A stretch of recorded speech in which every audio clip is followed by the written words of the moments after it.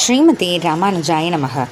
வசுதேவசுதம் தேவம் கம்சச்சாணூரமர்தனம் தேவகீ பரமானந்தம் கிருஷ்ணம் வந்தே ஜெகத்குரும்.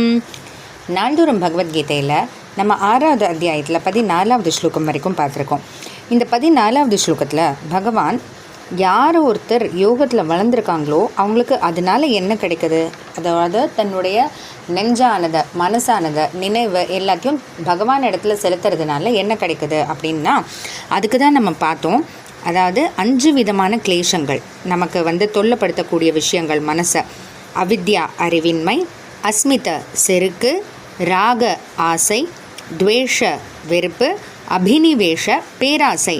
இதெல்லாத்தையும் தவிர்த்து இதில் எல்லாத்தையும் விடுபட்டு மனசை பகவானிடத்திலேயே செலுத்தி சிந்தனையெல்லாம் பகவானிடத்திலேயே செலுத்தினா அப்படிப்பட்ட அந்த வளர்ந்த யோகமானது நமக்கு எப்போதும் ஒரு திருப்தி, ஒரு சந்தோஷமான ஒரு நிலையை கொடுக்கும். பயம் எல்லாம் நீங்கிடும் அப்படின்ட்டு பகவான் சொன்னார். அதை நம்ம பார்த்தோம். இப்போ அடுத்து 15வது ஸ்லோகத்தில் பகவான் அதை தொடர்ந்து என்ன சொல்கிறாருன்னு பார்க்கலாம். யுஞ்சன்னேவம் சதாத்மானம் யோகி நியத மானசஹ சாந்திம் நிர்வாண பரமாம் மத்சம்ஸ்தாமதிகச்சதி. சதா ஆத்மானம் யுஞ்சன் ஏவ, அது எப்போதும் என்னிடத்துலையே மனசை செலுத்தியனா இருக்கணும் அப்படின்ட்டு, அதாவது பகவானிடத்தில் எப்போதும் மனசை செலுத்தி இருக்கணும். அப்படி இருந்தால் நியத்தமானசக யோகி, அதனால் என்ன ஆகும், மனசை கட்டுப்படுத்தின ஒரு யோகியாக இருப்பாங்க அப்படின்ட்டு பகவான் சொல்கிறாரு. எதனால் திரும்ப திரும்ப பகவான் இடத்துல மனசை செலுத்தணும்? ஏன் வேறு ஏதோ எவ்வளோ விஷயங்கள் இருக்குது, இயற்கை இடத்துல செலுத்தக்கூடாதா? இல்லை வேறு ஏதாவது நமக்கு பிடித்தமான விஷயங்கள் நிறைய இருக்கும், அதிலெல்லாம் மனசை செலுத்தக்கூடாதா அப்படின்னா, முன்னாடியே நம்ம பார்த்துருக்கோம். நம்ம எல்லாருக்குள்ளேயும் எல்லா பொருட்களுக்குள்ளேயும், ஏன் மரங்கள் விலங்குகள் எல்லா பொருட்களுக்குள்ளே கூட 3 குணங்கள் இருக்கும் அப்படின்ட்டு, சத்வம் ரஜஸ் தமஸ் அப்படின்னு. அதில் சத்வம்ன்ற குணம் தான் நமக்கு ஒரு சாந்தியை கொடுக்கும், நல்ல யோசிக்கக்கூடிய ஆற்றலை கொடுக்கும், நல்ல மெமரி இதெல்லாமே கொடுக்கும். ரஜோகுணம்ன்றது ரொம்ப கோபத்தை தூண்டும், ஆசைகள் எல்லாத்தையும் தூண்டும்.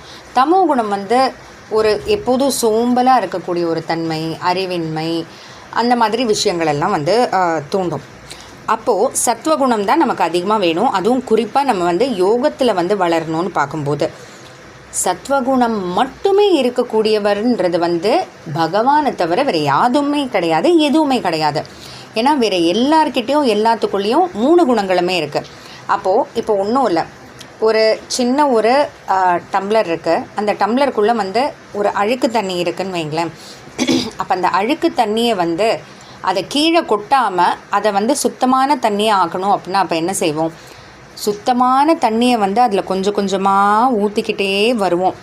எப்போ அந்த அழுக்கு தண்ணி வெளியில் வழிஞ்சு சுத்தமான தண்ணி நிரம்ப நிரம்ப நிரம்ப அது அப்படியே சுத்தமாகும் இல்லையா? அதே போல் நமக்குள்ளே இருக்கிற அந்த மற்ற குணங்களெல்லாம் எடுத்து வெளியில் நம்ம தள்ளிட முடியாது.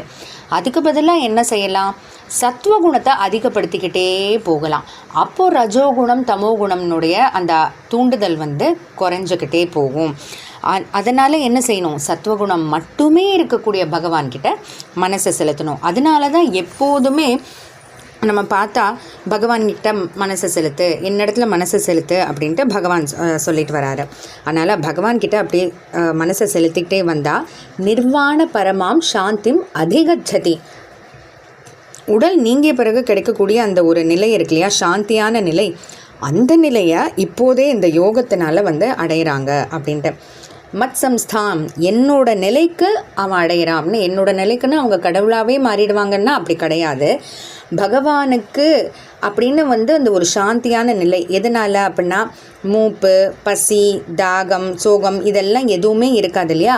அந்த ஒரு நிலையை அடையிறாங்க இப்படி யோகத்தில் வளர்ந்தவங்க அப்படின்ட்டு பகவான் சொல்கிறாரு. தொடர்ந்து பகவான் யோகத்துக்கு என்னெல்லாம் தேவைன்றதை சொல்லிட்டு வராரு. பார்க்கலாம். ஜெய் ஸ்ரீ கிருஷ்ணா.